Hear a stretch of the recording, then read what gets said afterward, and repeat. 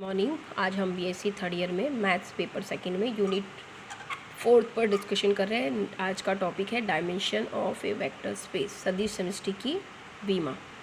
तो इसकी डेफिनेशन क्या है? एक परिमित विमीय सदिश समष्टि वीएफ के किसी आधार में अवयवों की संख्या वीएफ की विमा कहलाती है, जिसे हम क्या लिखते हैं? डायमेंशन वी से। और यदि dimension v equal to n है तो हम उसको n विमीय सदिश समष्टि कहेंगे। तो इसमें हम some properties of finite dimensional vector spaces पढ़ेंगे, मतलब परिमित विमीय सदिश समष्टियों के कुछ प्रगुण। इस पे हम एक बेस थ्योरम लेते हैं, ये इसका प्रगुणी है। इसको बोलते हैं, इस थ्योरम को एक्सटेंशन थ्योरम, विस्तार प्रमेय। मतलब स्टेटमेंट क्या है?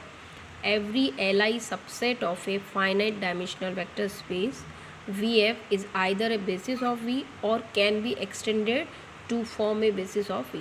मतलब क्या स्टेटमेंट है? मतलब किसी परिमित विमीय सदिश समष्टि VF का प्रत्येक LI उप समुच्चय या तो V का आधार होगा या उसे V के आधार के निर्मित करने के लिए विस्तृत किया जा सकता है। ठीक है, तो हम क्या सिद्ध करेंगे? इसके लिए हम एक लेते हैं, माना VF एक परिमित विमीय सदिश समष्टि है जिसका B इज इक्वल टू समुच्चय B1 beta1 beta two beta n एक आधार है। तो डायमेंशन क्या हो गया? इसमें जो जितने अवयव है उनकी संख्या, तो डायमेंशन V हो गया n। अब हमने एक समुच्चय लिया, उप समुच्चय जो Li है, क्योंकि दिया हुआ स्टेटमेंट में S is equal to alpha one alpha two up to alpha n V का एक Li उप समुच्चय है।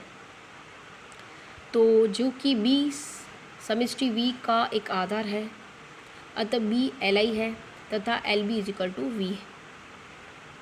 ठीक है, B एक आधार है तो B Li होगा ही, और लीनियर कॉम्बिनेशन के रूप में व्यक्त LS होगा, तो LB इक्वल टू V।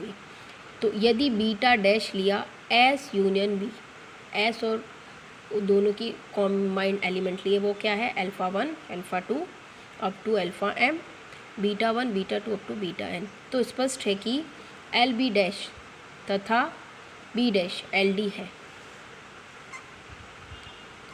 चूँकि प्रत्येक अल्फ़ा को बीटा1 बीटा2 बीटा n के LC के रूप में व्यक्त किया जा सकता है, अतः बीटा डैश में एक ऐसा अवयव B के अवश्य विद्यमान होगा जो alpha one alpha two alpha m beta one beta two beta k-1 के LC के रूप में व्यक्त कर सकते हैं। स्पष्ट है कि बीटा के अवयव अल्फ़ा1 alpha two up to alpha m में से नहीं हो सकता, क्योंकि S Li है।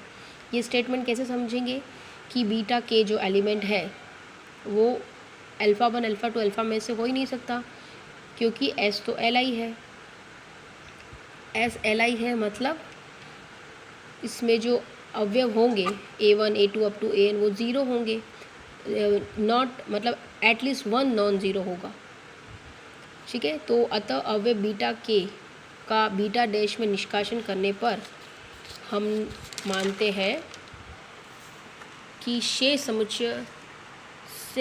समुच्चय अवयव का समुच्चय बीटा n है, अर्थात बीटा n क्या होगा? Bn alpha one alpha two alpha n beta one beta two beta k-1 beta k+1 और बीटा n।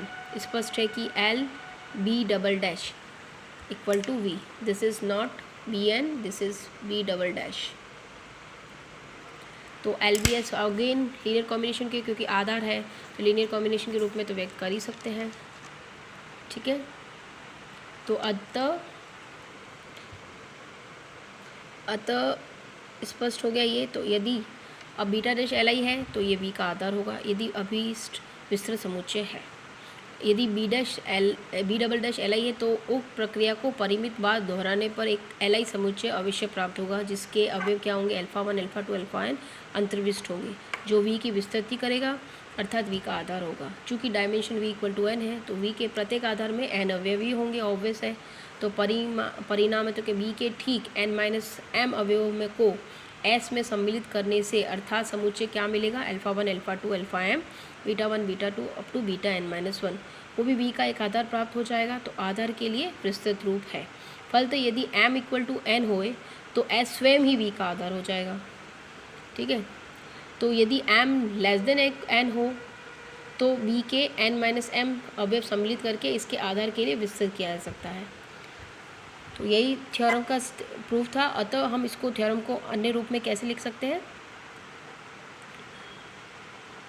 किसी परिमित V में सदिश समष्टि VF का प्रत्येक Li उप समुच्चय V के एक आधार का एक अंश होता है। आज के लिए इतना ही। हम नेक्स्ट टॉपिक पे अभी हम नेक्स्ट लेक्चर में नेक्स्ट टॉपिक पर डिस्कशन करेंगे। धन्यवाद।